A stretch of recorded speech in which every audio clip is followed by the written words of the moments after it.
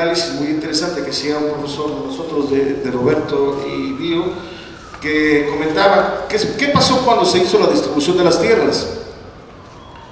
El campesino sabía trabajar la tierra. Primero no tenía la estructura para trabajar la tierra. Todavía se usaba la yunta clásica, pero eso no era producir, eso es sobrevivir. Para sacarle un elote a una tierra que después echaban a perder porque no tenían los ingredientes necesarios para poder la tierra cultivar. Querer hacer, cuando dicen, bueno, si querer juntar dos pobrezas, no es hacer una riqueza, es hacer una pobreza mayúscula. En ese sentido, la distribución de las tierras, que fue un plan en origen utópico, muy positivo, pero si se le da a un campesino que nunca ha sido líder, que no sabe cómo trabajar la tierra, el resultado es lo que pasó: el ejido se vendía. Ahora hay ese sistema, como también lo comentó Roberto. ¿Qué pasó cuando se quiso proteger al trabajador? Las herencias de las mujeres de Cananea y Río Blanco. ¿Qué pasa en la realidad? ¿Alguien se asomó a una junta de conciliación y arbitraje? ¿Pueden subsistir una media hora ahí? El detalle está que tenemos un sistema, y lo comento, actualmente en el mes de junio de este año nos colocaron nuestro sistema jurídico en América el último lugar, debajo de Guatemala, debajo de El Salvador y de Honduras. No por menospreciar a los hermanos latinoamericanos, pero ahorita estamos en un país donde nos ubican como narcotraficantes, como gente que no ha podido explicar la desaparición de los de Ayotzinapa y muchos problemas que no se le da solución. Bueno, ni la selección mexicana funciona bien. Algo trágico. Lo trascendente ahora es, ¿ha cumplido con los objetivos? Me parece que no, pero también no es una cuestión de índole normativa solamente, es una cuestión de índole económica y de índole política. Y un tema que me gustaría destacar es lo que comentó la compañera. Necesitamos un sistema donde no solamente se reconozca la democracia, porque sí, mucho se ha hablado de la democracia, sí. Y la democracia, con mucho respeto, sin implica una crítica para nadie, tenemos un Cuauhtémoc Blanco, que es presidente de Cuernavaca, Morelos. Tenemos actrices que son diputadas y propuestas para ser representantes de las cuestiones jurídicas en México. Esto es nuestra realidad. En ese sentido, está bien, pero un juez puede ser una persona democrática, no. Lo que señalo es, no, alguien que no tenga carrera judicial no está legitimizado para estar en un supuesto. Y esto me refiero que los políticos deben estar fuera del sistema jurídico y se debe reconocer entonces la capacitocracia. Hay gente preparada desde los actuarios, desde los más bajos niveles, que tienen más grado académico y más experticia que los más altos niveles. Y concluyo con esto: los ministros mexicanos son de los mejores pagados del mundo. Esto requiere un cambio.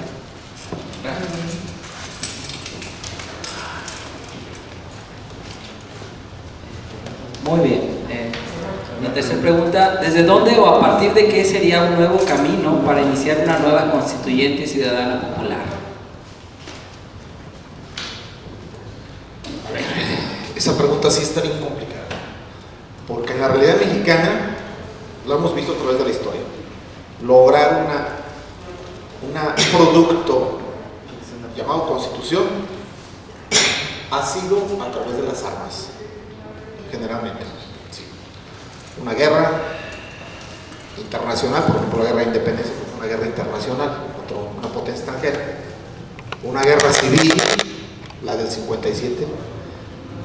La revolución de 1917 en realidad no fue una revolución, fue una guerra civil también. Fueron tres, ¿no? De hecho, por los diferentes momentos que vivimos. Entonces, yo creo que para no hablar de utopías, lo deseable, el camino deseable es que nuestro país ya tuviera una democracia madura, consolidada, con una población participativa, que no existe, vean, estamos 10. a los jóvenes no les interesa. Para que se pudiera dar un cambio terso de lo que tenemos a una constitución ahora sí realmente consensada con toda la sociedad.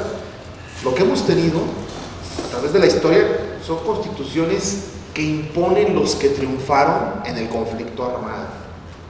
No fueron constituciones consensadas. Observemos, los grupos que ganaron las diferentes contiendas son los que crean las constituciones. No es la sociedad. Si no le preguntaban a un pueblo si quería elegido, ¿no? Esa es la idea de un grupo revolucionario. Tampoco les preguntaban el tema de los derechos laborales, ¿no? Entonces, yo creo que el camino institucional deseable es que tuviéramos realmente una conciencia nacional de crear una nueva constitución y de manera tersa, a través de los caminos institucionales, que es a través de un constituyente, se pudiera crear. Pero hay que ser realistas.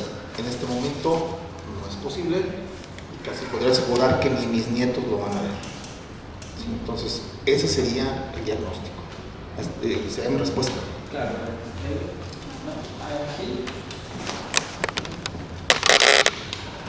Esta pregunta es si es que tiene solventación. Y diga 3 temas fundamentales. ¿Cuál es lo que objetivamente se puede hacer?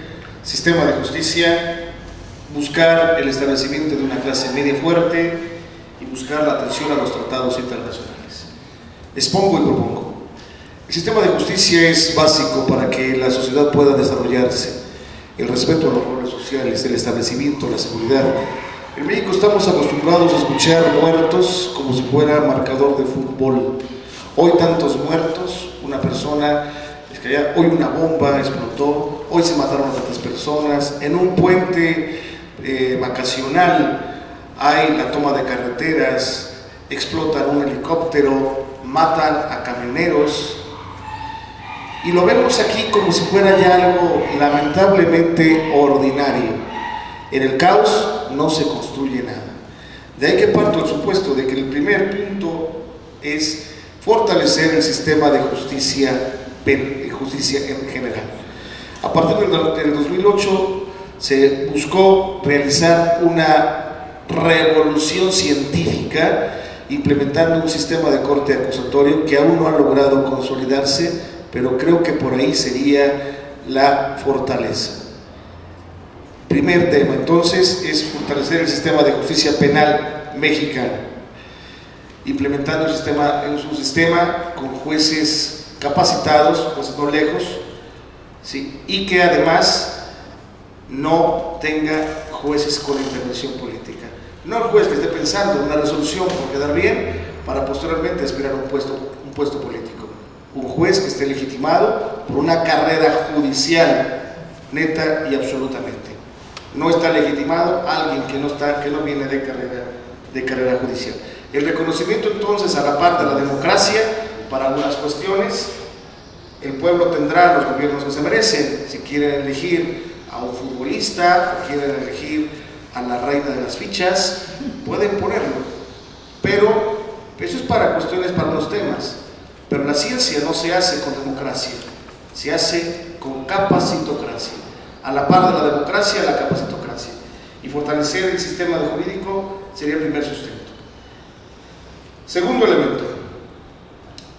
Si comparamos, por ejemplo, algunas ciudades europeas que se pueden considerar del primer mundo, donde hay una reducción de violencia, donde el promedio de delitos al mes es de 1 o 2 al mes. Homicidios, voy a poner el caso de Alemania, de Göttingen, hubo un homicidio cada 5 años. En 10 años no ha habido robo de vehículos ni de autopartes. En Japón tienen cerca de 20 años sin robo de vehículos ni autopartes. Aquí en León, Guanajuato, la cifra se las doblan a cada 2 horas. Entonces, ¿esto es una cuestión que se pueda componer con la ley? No. Esto es una cuestión de índole económica. En ese sentido, el fortalecimiento de la clase media sería sustancial. No el socialismo. España intentó el socialismo y ahora tiene problemas serios, sino en un sistema, sí, de libre mercado, pero lo que interesa aquí es que la clase media esté fortalecida, que todos tengan derecho real a la habitación, que todos tengan derecho real a la alimentación, que todos tengan derecho a las prestaciones de servicio médico. El fortalecimiento de la clase media es soporte fundamental para que la sociedad se cambie de un primer mundo a un tercero. No se dice cuarto porque no está dentro de las clasificaciones, pero creo que pudiera todavía catalogarse así. Y tercer tema, ¿qué hacer cuando tenemos una normatividad que está muy singular, por decirlo de la mejor manera? Tenemos una ventaja. Esto nos lo da el artículo 7 de la Convención de Viena y acaba de reconocerse prácticamente por el artículo 1 y 133 de la Constitución Política Federal Mexicana, y también por un juez mexicano altísimamente capaz, como es el doctor Sergio García Ramírez, cuando crea el concepto de convencionalidad. ¿Qué es esto? Aplicar los derechos fundamentales consagrados en los tratados internacionales, e incluso en aplicando la ley procesal, la ley sustantiva. Concluyo entonces: sistema de justicia, fortalecimiento de la clase media y atención a los tratados internacionales. Muchas gracias. Ahora bien, ¿es necesario hacer a un lado al Poder Legislativo para establecer una nueva Constitución? Formalmente es imposible crear un ordenamiento jurídico sin la existencia de un legislador. De hecho, al hablar de constituyente estamos hablando de legislador. Entonces, en un sentido estrictamente formal es impensable. ¿Sí? El constituyente es un legislador. Es un legislador que se crea para crear a su vez un ordenamiento jurídico y luego dar paso ya a las instituciones creadas a través de ese ordenamiento jurídico. Entonces, yo creo que no podemos pensar en un nuevo instrumento constitucional sin la existencia de un creador. Y el creador por antonomasia es un legislador. Ahora, ¿quiénes van a conformar ese poder constituyente? No lo sé. Pero las condiciones en que estamos no va a ser el pueblo, no puede ser el pueblo. En este momento, nuestro país está totalmente atrapado en una partidocracia, grupos de interés, incluso hasta en las posiciones más pequeñas de poder. Vámonos a lo que son los municipios. Aquí en nuestro municipio, cuando se crea la figura del municipio, los regidores eran propiamente representantes de los diferentes sectores sociales de una comunidad. En este momento yo quiero saber quién de nosotros se siente representado por un regidor. No. Esos regidores están ahí representando poderes, representando intereses de quien a su vez lo postuló. Entonces tenemos ese problema. ¿Sí? Es decir, el pueblo no ha podido encontrar los caminos para poder tomar el control de las instituciones. ¿Sí? Lo que nos han vendido y lo hemos aceptado a regañadientes es que el poder se ejerce de manera representativa.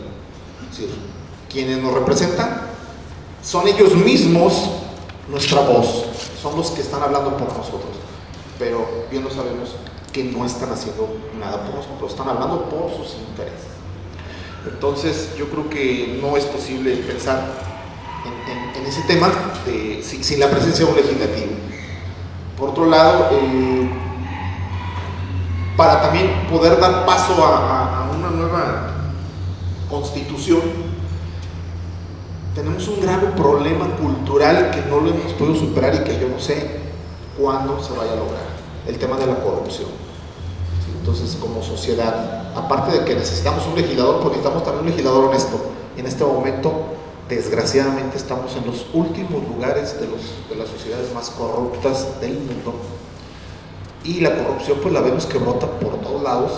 Me ha tocado a mí la fortuna de estar cerca de algunas administraciones municipales y lo traemos en el ADN. Ya de alguna manera, no estoy convencido, pero ya acepté la realidad. Está en el ADN del mexicano. La idea es cómo sacarlo. Mientras no lo logremos, este país no va a avanzar. Entonces, para terminar la pregunta, es desde mi punto de vista, no es posible crear una nueva constitución sin un legislativo. Bien, yo coincido con mi compañero en que no es posible hacer una nueva constitución por las razones que él ya comentó. Cuando se convoca una nueva constitución, se convoca un Congreso Constituyente. El Congreso Constituyente va a hacer esa nueva constitución y automáticamente las personas que integran ese Congreso Constituyente son legisladores. No hay más. O sea, no se puede hacer una constitución sin un legislativo. Pero, ¿dónde está el candado o dónde está la diferencia? Pues en la convocatoria. Cuando se crean las convocatorias, ahí es en donde se define quiénes van a ser los representantes. Bien, lo que se tendría que hacer, o lo que yo visualizo que es posible, es tener más cuidado en la convocatoria, es decir, hacer una convocatoria con criterios más cerrados, que no sean una ciudadanía tan abierta, para que así podamos tener la certeza de que quienes van a ser los nuevos legisladores o quienes van a integrar ese constituyente sean personas capacitadas realmente. Esa es la solución. O sea, el constituyente tiene que estar presente porque no hay otra manera de hacerlo, pero yo considero que es en la convocatoria a elecciones para esos constituyentes en donde se puede hacer el candado real para garantizar que las personas que ahí estén sean juristas o sean especialistas en derecho, en Estado, en política, etc.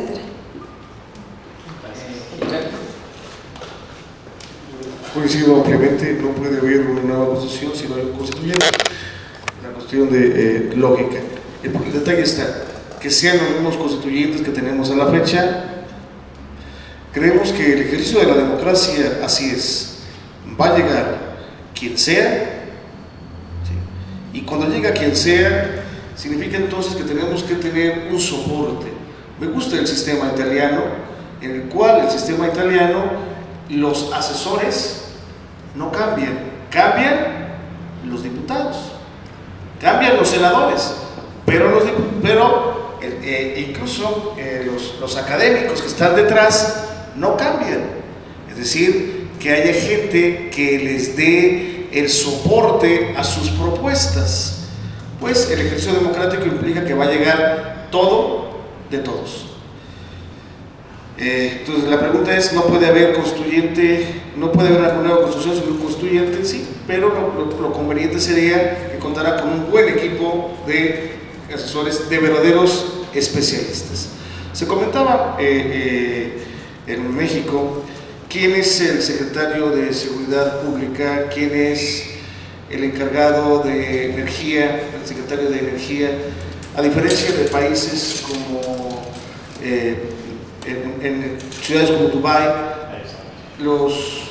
la economía funciona tal que los habitantes no pagan impuestos, porque es el Estado quien con el petróleo los paga.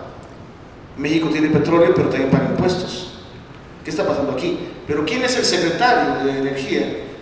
Es una persona que tiene un nivel postdoctoral en energía.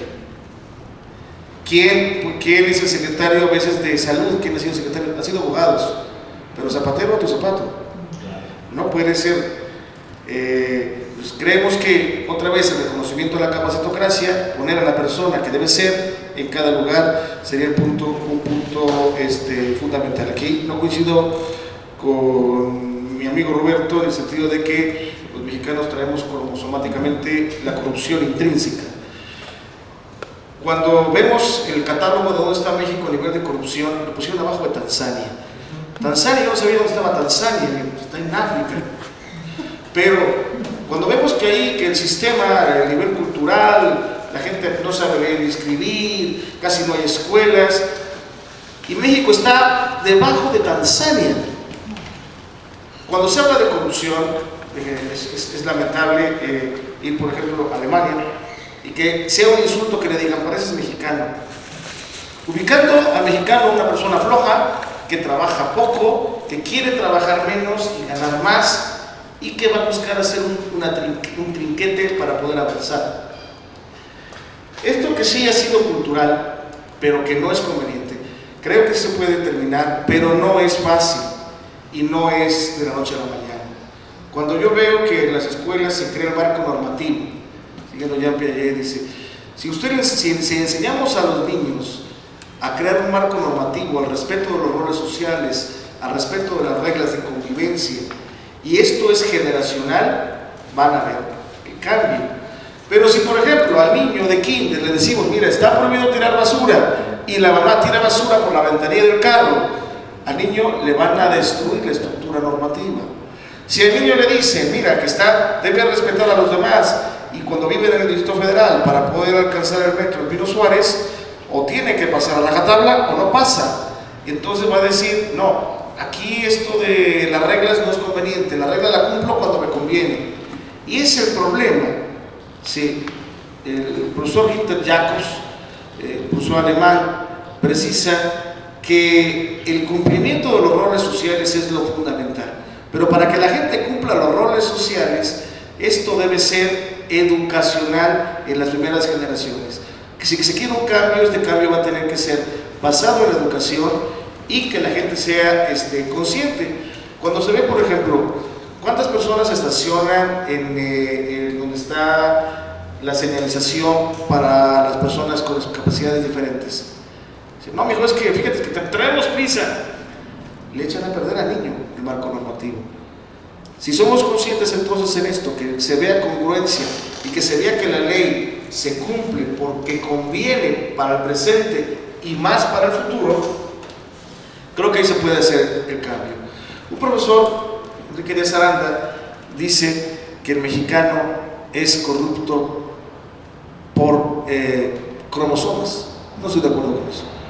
Sí, es una cuestión de índole cultural y tenemos que cambiar. Foros como este, personas como ustedes, la calidad no está en la cantidad, y en la medida que llevemos esta idea podemos ser positivos. Claro que se puede cambiar. Damos por terminar. Sí, aquí yo quiero precisar esa pregunta, yo hice esa pregunta, ¿sí? En el sentido de decir, ¿cómo vamos a generar, se puede generar una nueva constitución con este poder legislativo actual, o estos miembros, diputados y senadores actuales? Eso más bien quería precisarlo, no en el sentido de que exista o no la figura de los constituyentes o legisladores, con este presente, como lo hemos visto. Mire, lo que sucede es que cuando se convoca, cuando se anula o se da por terminada la vigencia de una constitución, se tiene que convocar forzosamente, o sea, no hay de otra, no es de que si nos gusta, si queremos o si no, se tiene que hacer, se tiene que convocar un congreso constituyente. Entonces, por eso yo insisto en que la respuesta está en la convocatoria, porque se lanza una convocatoria para elegir diputados constituyentes. Es decir, por decir, si mañana decidimos que la Constitución de 1917 ya no va a funcionar, los diputados que actualmente forman parte de la legislatura no dejan de cesar en sus funciones, ellos ya no son representantes de la nación. Se manda a hacer una convocatoria y en esa convocatoria es donde se ponen los lineamientos para quiénes van a ser los diputados que van a integrar el constituyente. Entonces, ahí en esa convocatoria, si no se desea que sean las mismas personas que acaban de cesar en sus funciones, se pone en el artículo que corresponde de la convocatoria, no podrán ser electos para el constituyente quienes hayan fungido en legislaturas anteriores o lo que sea. Eso es lo que pasa. Por eso mi reiterada insistencia en que la convocatoria es la clave. ¿Por qué? Porque ahí en la convocatoria es donde ponemos, bueno, ¿quiénes van a poder ser electos? Van a poder ser electos quien tengan doctorado en Derecho, quien tenga, no sé, y ahí se ponen los criterios que se consideren necesarios para crear ese constituyente. Una vez que el constituyente hace sus sesiones, el tiempo que sea necesario, el tiempo que les lleve, o incluso se puede poner en la misma convocatoria un límite de tiempo, porque históricamente, o sea, lo que le estoy diciendo es porque históricamente así ha sucedido. Lo que sucede es que ese constituyente única y exclusivamente funciona para crear la nueva constitución. Él no va a legislar, él no va a gobernar, él no va a estar en funciones. Automáticamente, en cuanto se crea la constitución, deja de existir ese congreso. Un congreso constituyente única y exclusivamente funciona para crear una constitución. Bien, entonces, lo que se tiene que hacer después es reinstaurar el orden de gobierno, es decir, convocar a elecciones para presidente, dependiendo de cuál sea la forma de gobierno que se elija tomar en la Constitución, pero suponiendo que sea una forma de gobierno representativa, popular, etcétera, se tiene que convocar a nuevas elecciones. Y de nuevo, esa convocatoria a elecciones para diputados o legisladores, para presidente, para lo que sea, esa convocatoria puede decir: no podrán ser electos como miembros de la nueva legislatura quienes hayan sido ni constituyentes ni miembros de las legislaturas anteriores. Eso es lo que pasa.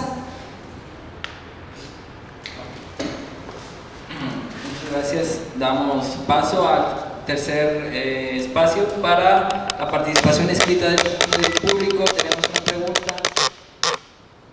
¿El ADN de una sociedad sería la educación? Y bueno, no alcanzo a leer muy bien qué es lo que dice abajo. ¿Quién le escribió esa pregunta? No. Si quieres poder aclarar. Decir que el ADN está en el mexicano, ¿no? Pero yo digo, si el ADN en nacionalidad en una sociedad sería la educación. Podríamos hacer un equivalente. Y lo otro, la idea que nacemos pecadores, según la religión católica, ¿será parecida a que somos corruptos por genética? Vamos a apuntar la pregunta y vamos a poner Es esta una otra pregunta en dos partes. Sí. Una pregunta, ¿es argentino? Sí. Lo acaba de delatar el tono. Sí. La segunda pregunta del público es: ¿la justicia y su búsqueda hace indispensable que se instituye, se constituye y se escriba? Sí. Ok. Bueno, el tema del ADN. Obviamente estamos hablando en sentido figurado, ¿no? Perdón, Sí. yo lo tomo en serio eso. No, lo tomo muy en serio porque ha habido, que yo he escuchado, reporteado. De hecho, los genistas creen en esa ideología. Ellos creen que es genético. El secretario de gobierno de Oliva, esa fue la respuesta que le dio a reporteros de la M cuando pillaron a uno de sus jefes, coordinadores, robando y se lo comprobaron. Entonces le preguntaron al secretario de gobierno de Oliva, le dijeron: bueno, lo van a despedir, lo van a sacar, ¿qué van a hacer? Si no, solamente lo vamos a controlar, a normar, porque ya sabemos que la corrupción es genética. ¿Qué vamos a hacer? Vamos, esto es serio, esto no es chusco, a veces lo tomamos la chusca, pero hay grupos políticos que su ideología es una creencia firme en esas falacias. Por eso creo que hay un nivel educativo sobre esto. No digo tenerlos en cuenta a ellos, sí, porque están gobernando, porque han gobernado, porque vuelven a gobernar con esa ideología. Eso es muy dramático para un país, para cualquier país, ¿no? Entonces, por eso yo no lo tomo de forma figurativa. Aquí sí, yo entendí como tú lo dices, ¿sí? Lo entiendo, pero no lo aliviano con el chascarrillo, porque realmente hay quienes se lo creen y funciona según ese paradigma. Ok. Es un tema bien complicado, es endémico y es endémico de Latinoamérica. Hay grados, obviamente, nosotros estamos en los peores, sí, hay que reconocerlo y no es un autocastigo, hay que reconocerlo, estamos mal. ¿Qué es lo que estamos viendo en las nuevas generaciones? Y yo lo he escuchado de jóvenes. Yo quiero entrar a la política, les preguntas ¿por qué?